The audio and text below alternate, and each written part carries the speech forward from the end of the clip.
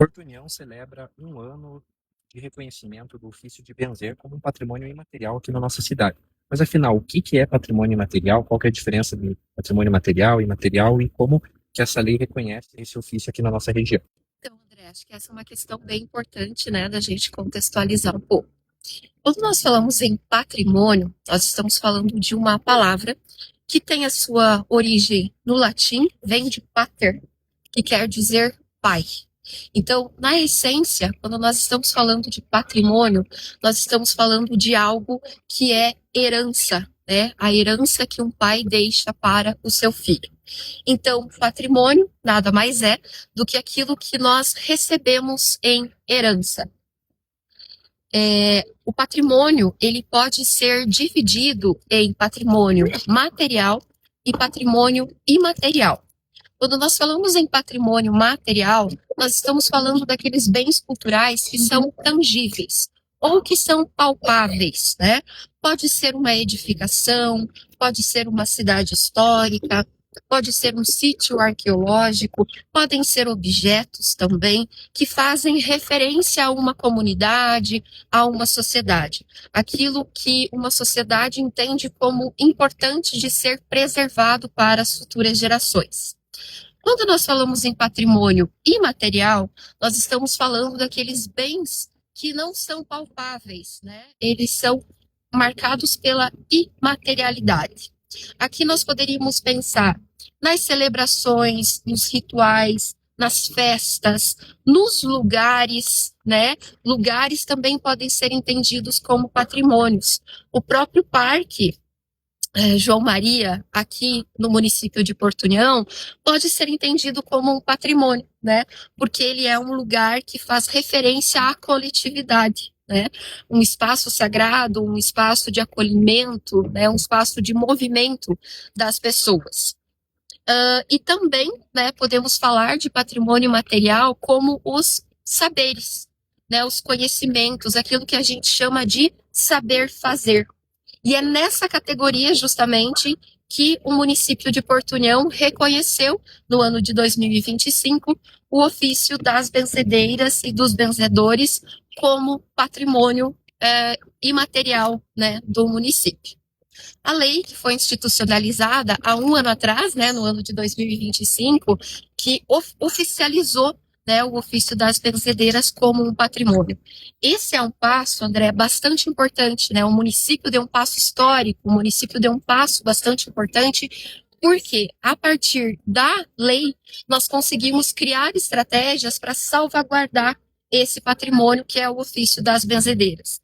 Os patrimônios imateriais, eles têm uma característica um pouco mais delicada no processo de salvaguarda, que é justamente a necessidade de passar para as gerações seguintes. E isso precisa acontecer a partir das experiências das pessoas, isso precisa acontecer a partir da oralidade. Então, a partir do momento que oficializou-se, né, o ofício das benzedeiras enquanto um patrimônio do município, nós conseguimos criar estratégias para que ele seja salvaguardado e que as futuras gerações possam ter acesso a esse conhecimento, né, a essas técnicas, ao ofício dessas mulheres e desses homens que historicamente foram tão importantes.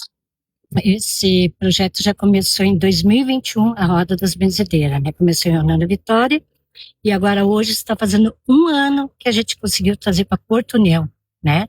Tivemos esse reconhecimento aqui na nossa cidade de Porto União. Eu sou a madrinha das benzedeiras, né? Por estar tempos aí, e eu tenho o maior orgulho de participar aí desse projeto.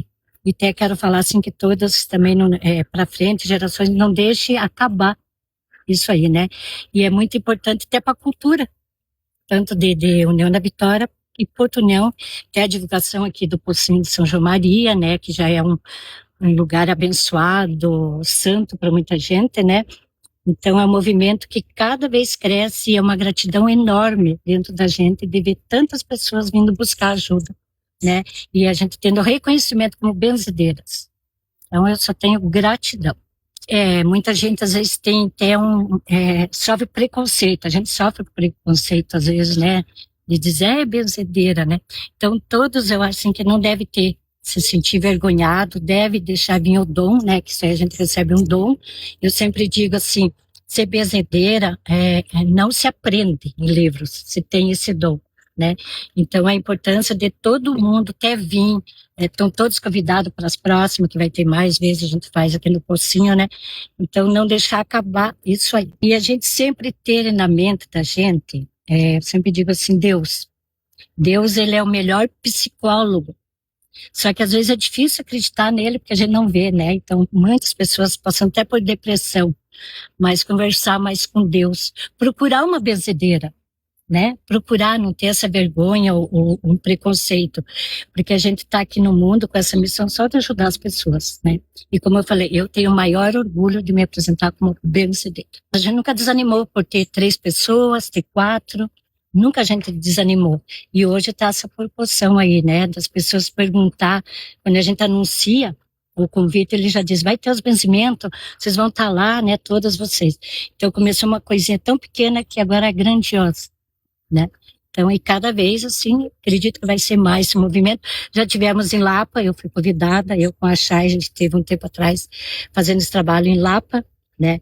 Que tinha lá, acho que mais 60 pessoas também, a gente é reconhecida lá. Temos convite também para outros lugares, só às vezes falta tempo para nós. E às vezes acontece em Porto União e União. Isso, a gente sempre intercala assim, União da Vitória e Porto União, né?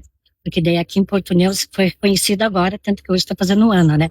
Mas a gente faz a União da Vitória e a gente sempre procura agora, ultimamente, esse lugar de natureza, né? Que é um contato mais especial. A gente viu a necessidade de cada vez mais ampliar, tanto que hoje já estamos nos espaços públicos, nas praças, né? E aqui também no Pocinho, que é um local sagrado.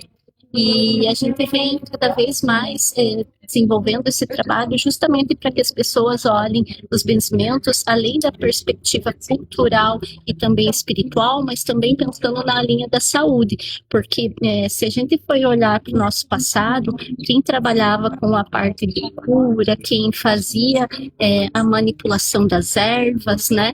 Eram o que a gente chama de benzedores, que pegam os povos originários, os povos tradicionais e também os primeiros imigrantes que foram aprendendo como lidar com as plantas e com a natureza local.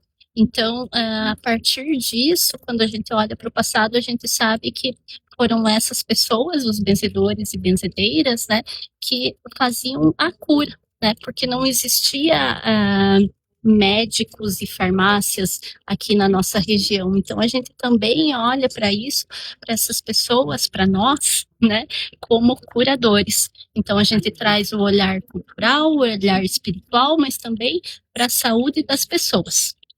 Eu comecei há muitos anos atrás com o Reiki. Fiz a iniciação do Reiki, fiz o nível 1, depois eu fiz o nível 2, e depois a gente vai tendo a intuição como que começa a fluir as energias, né? Que é as energias do benzimento. Então, assim que eu comecei a benzer as pessoas, junto com o Reiki. Reiki e benzimento junto, os dois.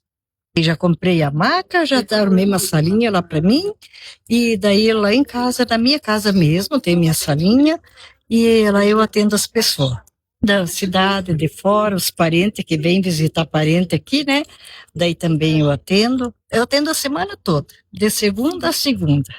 É assim, então, vamos supor, se alguém queira, eu moro próximo à maternidade, daí é só me procurar, que daí eu atendo. Estou vindo aqui pela primeira vez, na Roda de Benzedeiras, soube através das mídias, meu filho, ele gosta de vir aqui, e ele me chamou para vir e eu senti vontade de vir hoje, eu, meu filho, minha nora, meu neto e minha filha também. Eu tinha minha avó e minha tia, que eram benzedeiras, vinham pessoas de vários lugares, porque eu moro em Liniópolis, né? Vinham para pedir benzeduras, preces, curas para as doenças. Infelizmente nós já perdemos as duas, mas eram ótimas benzedeiras. E, infelizmente, hoje em dia a gente não tem tantas, né? Tem bastante pessoas céticas ainda, né? Que não acreditam em benzeduras, em curas, em chás mesmo, né? Mas eu acho que se elas sentirem assim, que se sentirem curadas, procurarem, eu acho que elas passam a acreditar.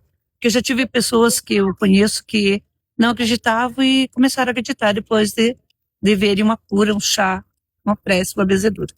Lá em Irinópolis, então, nós temos bastante pessoas devotas do Monte João Maria, pela questão da Guerra do Contestado mesmo, né?